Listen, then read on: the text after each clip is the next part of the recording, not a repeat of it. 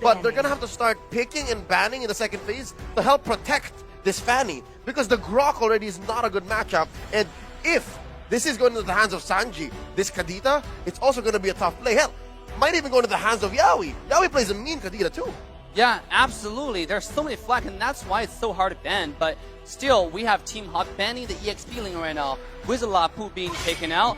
Harith, I was just about to mention that because Team Hawk, they have a very mean dive comp playstyle. You can see what they're picking right here. Yuzhong, Xiao, Fanny.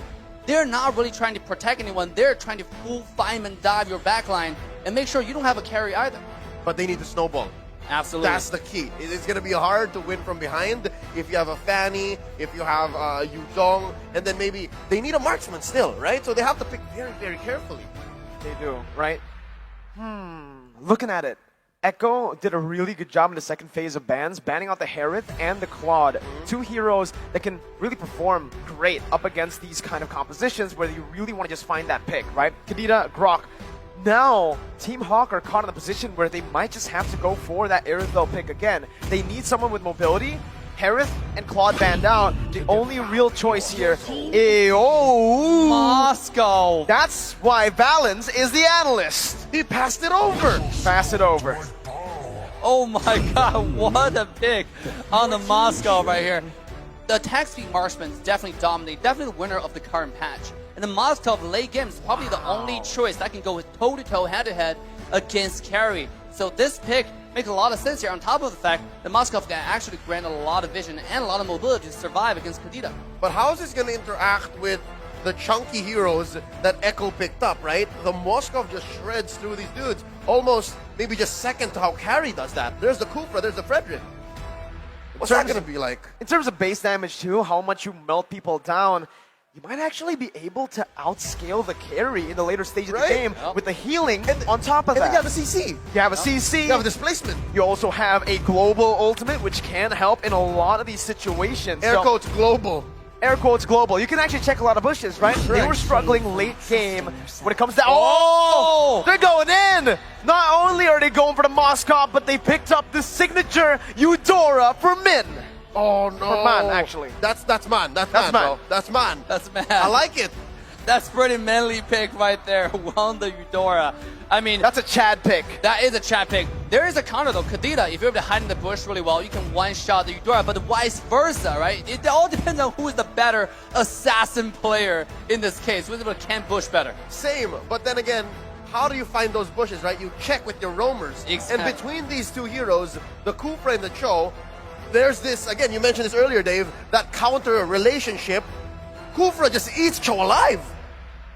I mean, kind of, but at the same time, Chao can actually just dash away and try to kick the Kufra away if he finds himself in danger. So it's again, one of those love and hate relationship. It's really based on who execute better. And right now in the meta, actually, from what we see, they have better success is who engage first, who engage better on the key targets. So it comes to a point of, it's not what you got, it's how you use it. Game number 2, Echo versus Team Hawk. Let's see where these junglers start. It's an orange start for Echo, while Team Hawk goes for the purple.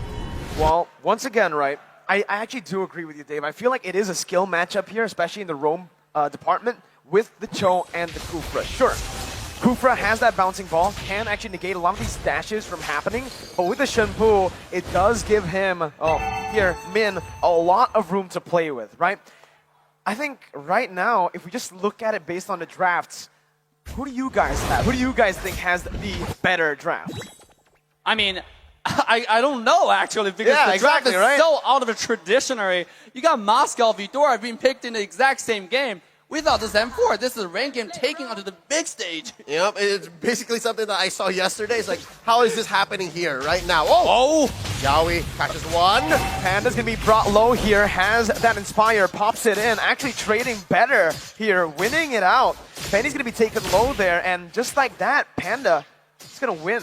Is this a counter perhaps, a shadow counter towards the carry when you're able to trade better almost every single time? Again, I think of all the aspects brought up about the Moskov, it's the displacement that's going to throw most people off. The fact that you're assuming that I'm going to go into this fight from this point, and then he just throws you off it by what? A few meters in game? That's a main difference dealer. Look at this. Here we go. Loverboy cancels it. They don't opt to go for it, right? A bit too risky here, especially considering that Min was body blocking for Panda. You just don't know when he's going to use a Shun Pu, but you do know when Gary is going to start popping off. It's when he gets that level 4, but right now, he does not have the purple buff, so he is still going to be waiting for that to spawn back up before he looks for these crazy dives and ganks. Another thing that's why this game is so enjoyable to watch is how disciplined the team are. Just now on the bottom side, Echo with 3 versus 2. Kurfa, Yaoi could have engaged and find a flavorful team fight, but they didn't know where Fanny was. They didn't know where Gary was, so they decided to take a step back. What if we engage and, Fanny just show up after I use my bouncing ball? Oh, top side! Lola picked off a good gank by Sanji with better wave control. No, he just ignores the wave. That's what they were saying. The fact that if you don't know where dudes are, you don't know where these heroes are hiding, there's rarely any difference between a Eudora and a Kadita. Yeah, they're just camping. It's a camping game, right? Who camps better? And a lot of the mid laners, they like to wait one wave ahead of you coming to the lane. They have to go there one wave earlier, or the least you expect them to show up. Sometimes you expect mid lane to clear the wave and then show up, but no, they show up earlier. With this composition, though, it does put Team Hawk in a position where they really need to get that early game. And as you can see, the early game right now is just dominated by Echo again. Despite having these early picks, Team Hawk are still struggling early on. 2 kills over to Echo. Deja vu. And so far, Lola. it's an interesting approach. But top lane, they eventually find one. It's Sanford, gets popped by 3. And I was going to say, game 1, they had the whole Hilda plan, right? That helped them scale into the mid-game power spike. Here, we agreed that in the draft, they have the snowball. Where's that potential going to come from? I think they have to do more than just that one pickoff. Can Yaoi catch him? Oh, cancels it. Cancels it, right? Team Hawk playing around the XP lane really well, and Echo noticed that. They went towards the bottom lane, but now with Wild Card, Sanford's going to be able to actually buy some time, and that's going to be the wall. Locking them down. Still Gary able to kill, picking up the kill with Lola's passive. Top lane tier 1 still very, very low as KarlTzy looks to get a kill back. Not going to be able to get in range, but Sanji's here. Gary able to sidestep, and he uses the cables to get out. 1 HP, Gary gets out. Oh my god, bottom side though, another engage coming from Team Hawk, and they're trying to get more gold right now. Good way to Dragon too, technically. Yaoi was looking for a pick there. But again, I do believe Team Hawk, they just come out with the advantage. Never mind, Echo finds a way to trade it back. Just as quickly, right? Never mind. I think it's eyes on the prize. You have to consider that when Echo makes moves, they're also thinking of the clapback, or at least the conversion potential. And so far, the fact that they've got 100% of the turtles and they have a 1K gold lead means good things for the Filipino team. Yeah, absolutely. Now it's main on the run. It is Xiao. I said the love and hate relationship is based on who runs or who engage first, but it turned out he will get caught off by the rotation from Sanford. Whoa, that's a lot of resources spent, right, to get the kill on a roamer, who's now 0-2-0. So Min, so far in the show, having a pretty similar start to last game, but that's Panda actually getting out. Yaoi looking for that kill. Panda actually helps him out there, gets him out of turret. You have to consider as well, though, the fact that, yes, they spent all those ults to kill a roamer early on in the game.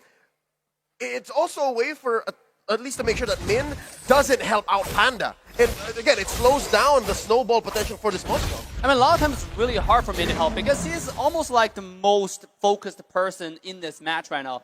Because he held the last game. You see how many people were on him the entire game. Yep. This game, Chao's getting the Hilda treatment, right? Like everybody's focused on him. Even EXP lane find a better rotation to the mid lane. And not just that, he's also trying to do vision for Team Hawk. And he was about to walk into that bush. Oh man, Echo just hate Min, right? But Min right now is doing pretty well and towards that bottom side. Gary's gonna be able to try to look for something. That's a flicker. Sanford hitting the wall. Lola jumping with Black Dragon form. Sanji still trying to run away, but Lola's deciding to actually dive in. 1v3! Finds the kill, but it's gonna be traded back.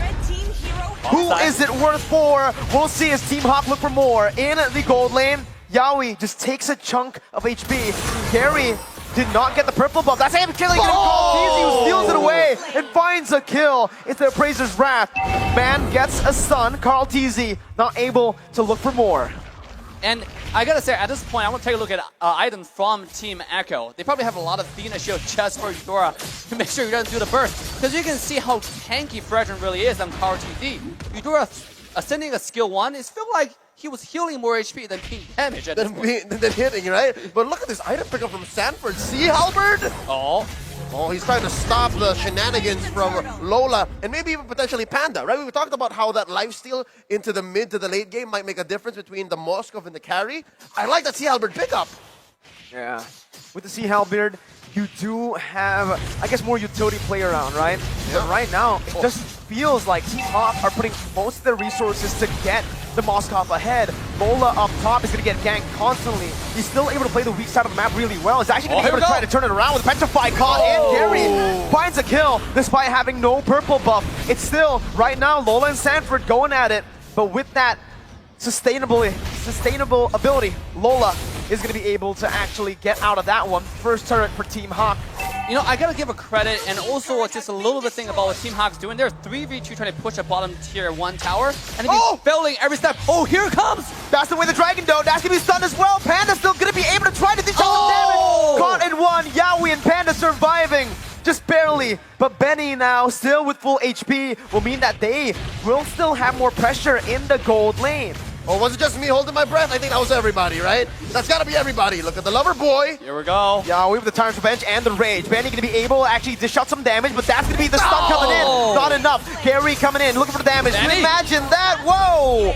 A double kill for Benny, but a double kill back for Gary. He gets out with the cables, but Sanford and Sanji are here. The flicker of the wild card and water to smack him around. That's a shutdown for Echo. And that's why Grok is so good in the side lane right now. The ultimate wild charge into the flicker. The least expected engage. You don't see it coming like, oh, this is gonna miss. But little did you know, no, you're gonna go back to the black and white screen. Yep, that was what, a 2 or 3 step process to eventually lead it to Echo, getting a 2K lead, right? That was, what, miles away that they planned. We didn't even think about it. We could have sworn that Team Hawk was ahead, but look at the conversion. They pushed down bottom.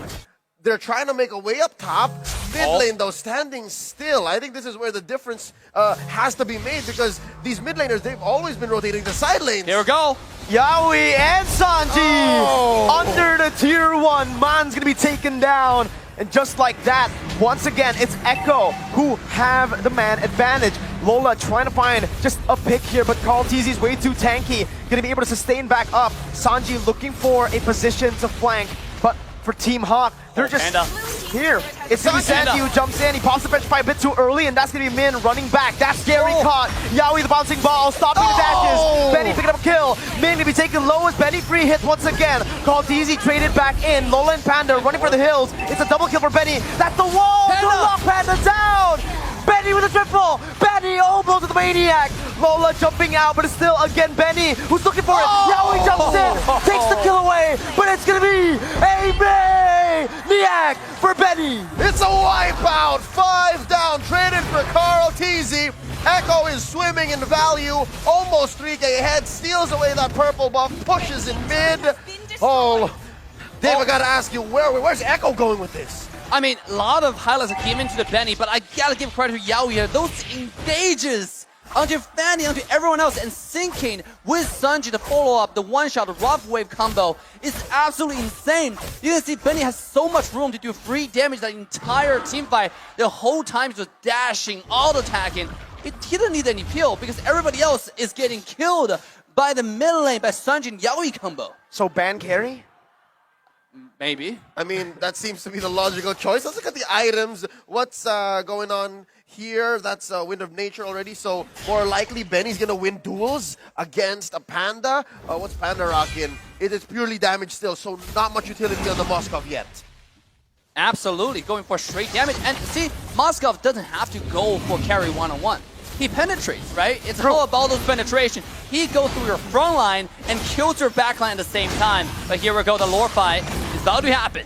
Lola with Black Dragon form once again just looking for an opening right now, and that's going to be actually Min jumping in with onto Sanji, who has the damage, who jumps in again. Yaoi going to be able to find the Lord right there with Carl TZ, securing it. Mon's going to fall. That's a double kill for Sanford right now. And again, Sanford's going wild. Panda's in a 1v1. He gets the stun down, but he's all alone. It's going to be the chase from Echo. The breath of the ocean finds it. He gets knocked up, and you can say goodbye to Panda. 4-0. Echo with a 5.6k gold lead, now a 6k gold lead. Min's the only one left standing.